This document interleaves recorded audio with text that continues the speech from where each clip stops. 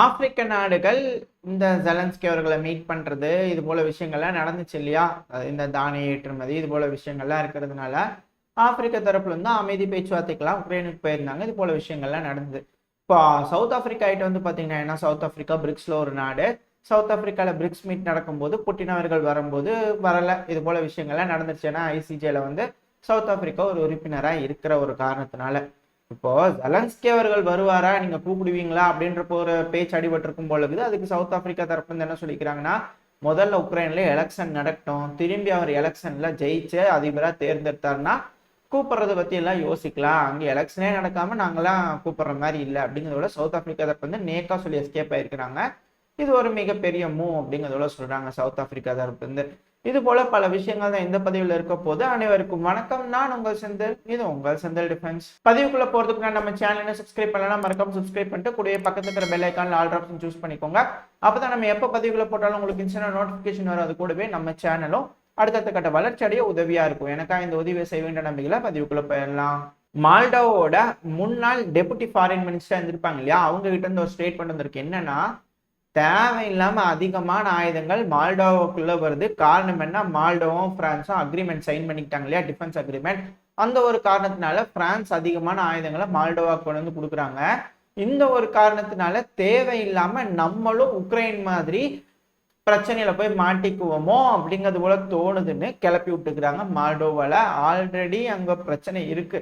டிரான்ஸ்னிஸ்ட்ரியாங்கிறது ஒண்ணு இருக்கு. இப்ப மால்டோவாவே இவங்க சொல்ற கணக்கெல்லாம் பார்த்தாங்கன்னா மால்டோவான்னு ஒண்ணு இருக்குமா, இல்ல ஒரு சின்ன சதுரம் மாதிரி ஒரு சின்ன பீஸ் இருக்குமான்னு இருக்கு. அது ஒரு நாளா இருக்கு. இதுதான் இந்த பப்பட்ஸ் எல்லாம் கூட்டிட்டு போய் உட்கார வச்சோம்னா இப்படிதான் ஒரு சார்பா போனாங்கன்னா எல்லா அக்காக்கா பிரிஞ்சு போயிடுவாங்க இல்லையா.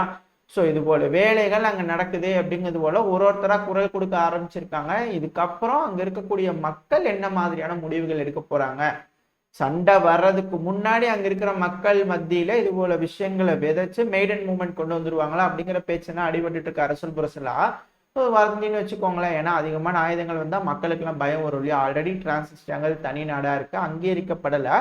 பட் ரஷ்யா வந்து அங்கீகாரம் கொடுத்துக்கிறாங்க. இது போல விஷயங்கள்லாம் அங்க நடந்துட்டு இருக்கனால கொஞ்சம் பிரச்சனையா இருக்கு அப்படின்னு சொல்லப்பட்டு வருது. இப்ப பிரச்சனை ரஷ்யாவுக்கு நேட்டோக்கு நடுவுல மாறிடுமா அப்படின்ற கேள்விகள் வருது இல்லையா. இதுக்குதான் போன பதிவுல பார்த்திருப்போம். ஜேம்ஸ் ஸ்டோல்டன்பர்க் அவர்கள் மிலிட்டரி வைஸ் எந்த ஒரு பிரச்சனையும் இல்லை, ரஷ்யானால த்ரெட் எல்லாம் இல்லை அப்படின்னு சொல்லியிருந்தார் இல்லையா. இதையே தான் அமெரிக்காவோட இன்டெலிஜென்ஸ் சொல்லிக்கிறாங்க. என்னன்னா, ரஷ்யாவுக்கு அமெரிக்காவோடையும் அமெரிக்காவோட நட்பு நாடுகள் கூடயும் சண்டை பிடிக்கிற மாதிரி எந்த ஒரு எண்ணம் இல்லை அப்படிங்கிறது போல யூஎஸோட இன்டெலிஜென்ஸ் தரப்புலன்னு சொல்லிக்கிறாங்க. இது ஒரு நல்ல விஷயமா தானே இருக்கு. ஆனா இதுக்கப்புறம் வரக்கூடிய செய்திகள்லாம் பாருங்களேன் என்ன மாதிரி இருக்குன்னு சொல்லிட்டு. இதே அமெரிக்காவோட நட்பு நாடுகள் கொடுக்கக்கூடிய செய்திகள் இல்ல என்ன சொல்ல வராங்க அப்படின்னா, ஸ்லோவாக்கியா தரப்புல இருந்து பார்லிமெண்ட்ல அவங்களோட சபை இருக்கும்ல, அங்க வந்து கூடிய ஒண்ணு பேசிக்கிறாங்க. என்னன்னா, நம்மளோட ட்ரூப்ஸை எக்காரணத்தை கொண்டு உக்ரைனுக்கு ஆதரவா சண்டை பிடிக்கிறதுக்காக அனுப்பக்கூடாது அப்படிங்கிறது போல ரெசல்யூஷன் பாஸ் பண்ணிக்கிறாங்க.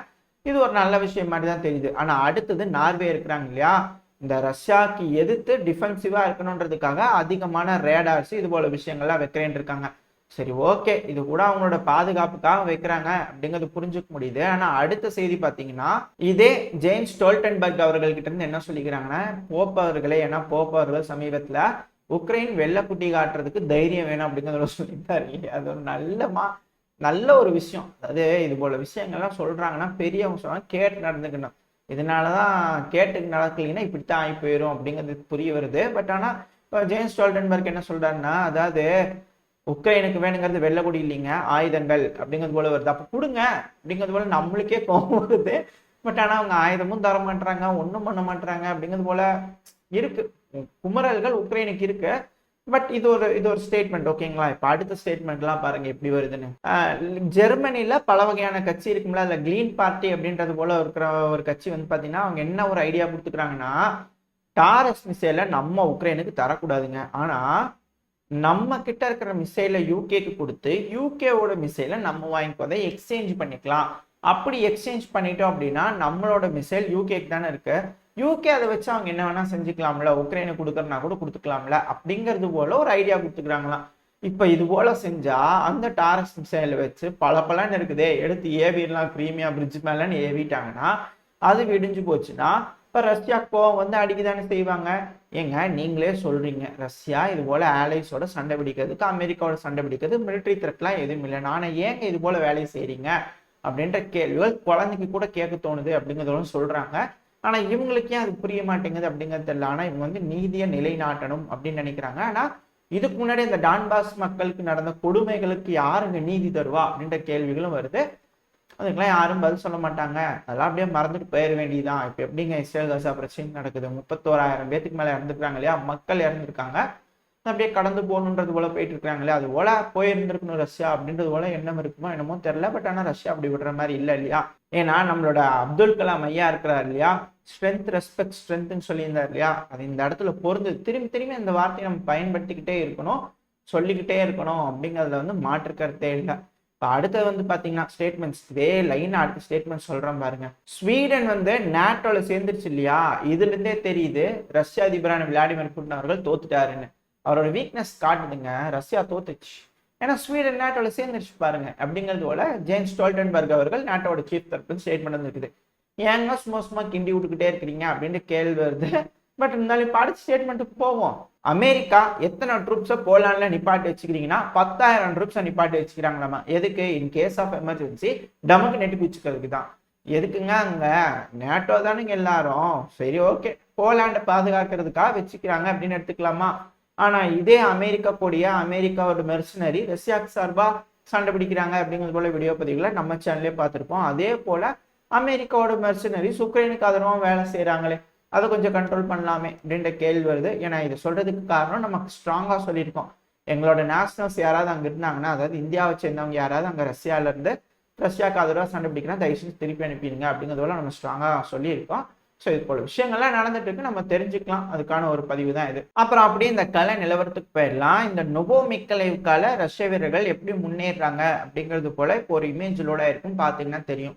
ஆனால் அந்த சிவப்பு கலர்ல மார்க் மாதிரி போட்டிருக்கல, ஏரோ மார்க் மாதிரி, அந்த வழியா முன்னேற்றம் அடைஞ்சுக்கிட்டு இருக்காங்க அப்படிங்கிறதோட சொல்லப்பட்டு வருது. இதுக்கான வீடியோ பதிவுகள் 2 நாளைக்கு முன்னாடியே வந்துருச்சு.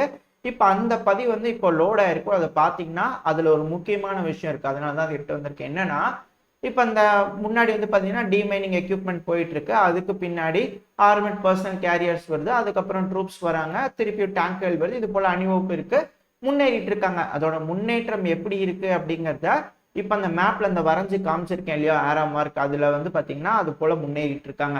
இப்போ இதுல என்ன நோட் பண்ண வேண்டியதுன்னா, குடிசை மாதிரியான ஒரு அமைப்பு மாதிரி இருக்கு இல்லையா, அதாவது வீடு மாதிரி இருக்கு இல்லையா, அது வந்து பார்த்தீங்கன்னா ஷெல்டர் அப்படிங்கிறது போல சொல்றாங்க. அதாவது இப்போ ஒரு டேங்க் எடுத்துட்டு போறாங்க ரஷ்ய வீரர்கள், முன்னேறி போகும்போது ஒரு மைன்ல மாட்டி வெடிச்சிருச்சு, இல்ல அது வந்து தாக்கிட்டாங்க FPV ட்ரோன்னால அந்த டேங்க் செயல் இழந்துருச்சு அப்படின்னா, அங்க இருக்கக்கூடிய ட்ரூப்ஸ் அந்த டேங்கை பேஸா வச்சு அந்த டேங்குக்கு கீழேயே ப்ரொடெக்ஷனோட தோண்ட ஆரம்பிக்கிறாங்க. இதுக்கு ஷவலர்ஸ்ன்னு சொல்லுவாங்க, இல்லை நம்ம பதிவுகளில் பார்த்துருப்போம் நம்ம சேனல்ல.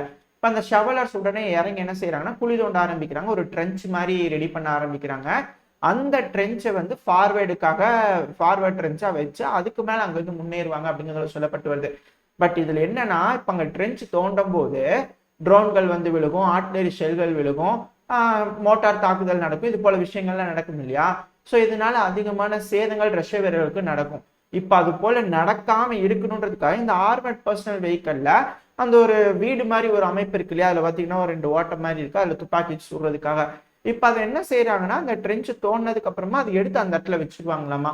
அதாவது ஃப்ரண்ட் லைன்ல முன்னேற்றம் அடைஞ்சிட்டு இருக்கும் போது ரஷ்யா வந்து இது போல கொண்டு போய் டேங்கை இலக்க அந்த இடத்துல ஒரு ட்ரென்ச் அமைச்சு அந்த ட்ரென்ச்சை ப்ரொடெக்ஷன் பண்றதுக்காக இது போல ஒரு அமைப்பு வைக்கிறதுனால எப்படி சொல்லுது, இந்த இடத்துல வந்து உக்ரைனோட இது கிரே ஜோன், உக்ரைனோட ஃபுல் ஃபயர் பவர் இருக்கும். அந்த இடத்துல வந்து உயிர் சேதங்களை கட்டுப்படுத்துறதுக்காக ரஷ்யா இது போல ஒரு விஷயத்த செய்யறாங்க.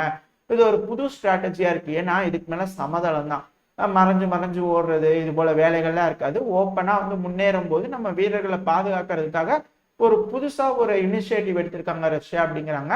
இது எந்த அளவுக்கு வந்து கை கொடுக்குது அப்படிங்கிறத பொறுத்து தான் பார்க்கணும். ஆனா இது ஒரு நல்ல இனிஷியேட்டிவ் அப்படிங்கிறது போல சிலர்லாம் சொல்லிட்டு இருக்காங்க. இதை பத்தி உங்களோட கருத்துக்கள் என்ன அப்படிங்கிறத மறக்காம கமெண்ட் செக்ஷன்ல சொல்லுங்க. இதோட இந்த பதிவை நான் முடிச்சுக்குவோம். இந்த பதிவு எப்படி இருந்துச்சு, உங்களுக்கு பிடிச்சிருக்கா? பிடிச்சுன்னா லைக் பண்ணிட்டு உங்க ஃப்ரெண்ட்ஸ் அண்ட் ஃபேமிலியோட ஷேர் பண்ணிக்கோங்க. அது கூடவே மறக்காம இந்த பதிவை பத்தின உங்களோட கருத்துக்களை கமெண்ட் செக்ஷன்ல சொல்லுங்க. இந்த பதிவு நல்லா இருந்திருக்கும் நம்பிக்கையில் அடுத்த பதிவில் உங்களை சந்திக்கிறேன். அது வரைக்கும் ஸ்டே சேஃப், பை.